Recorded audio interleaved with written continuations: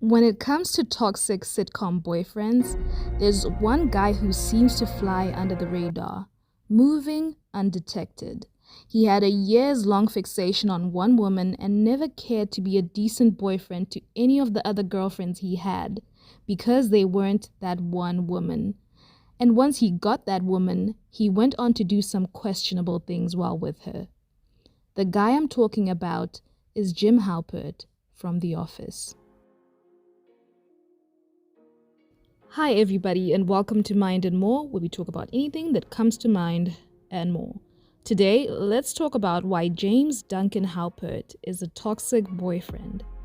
Let's stop trying to be politically correct for a minute because it's the PC thing to like Jim, and actually have an honest conversation here. I've spent lots of time talking about how men like Ted Mosby from How I Met Your Mother and Ross Geller from Friends only wanted one woman and were bad boyfriends to any other girlfriends they had. But all along, I couldn't see what was right in front of me. That Jim was the same. Although he may not be Olympic level like Ted and Ross, he's still not a great guy sometimes, and deserves a moment in the bad boyfriend spotlight too. So let's go. Like Ted was obsessed with Robin or Ross with Rachel, Jim was really into Pam.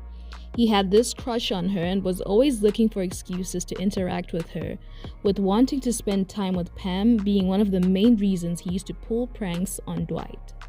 Pam and Jim's dynamic seems cute at first until you actually think a little deeper about what's going on. This guy is kind of pretending to be Pam's friend, when what he really wants is to date her. And yeah, okay, this happens all the time, but Pam was engaged to Roy at this time. Jim was pursuing an engaged woman. The only reason people ignore this fact is because Roy sucked. That I can admit. But Pam's engagement is a fact nonetheless. Just in case you still don't think that Jim was kind of weird in his pursuit of Pam, remember that he once pretended he couldn't drive a manual car so that Pam could give him driving lessons for an entire year. Come on. While he's crushing on Pam, he dates another woman named Katie.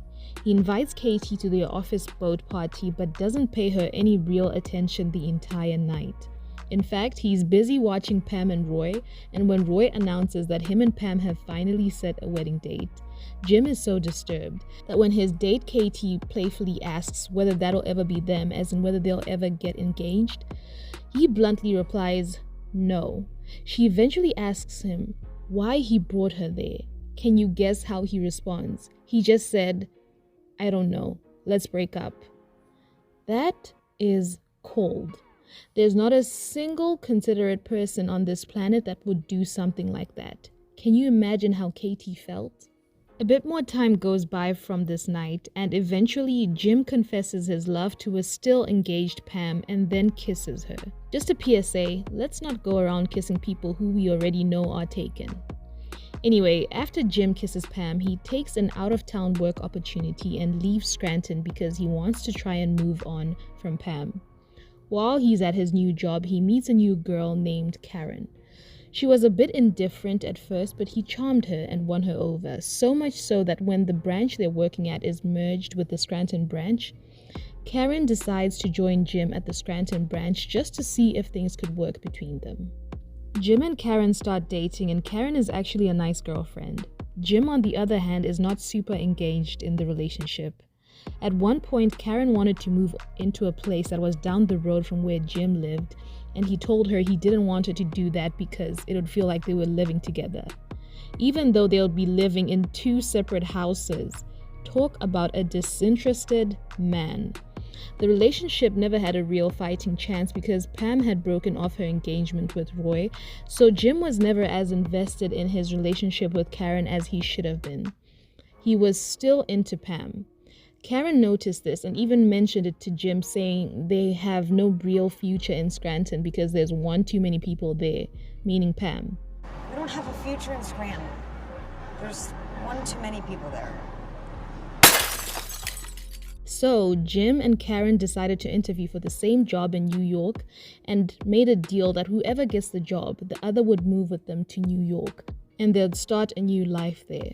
They drove there together in the same car, had a cute little date night, and Karen interviewed the next day.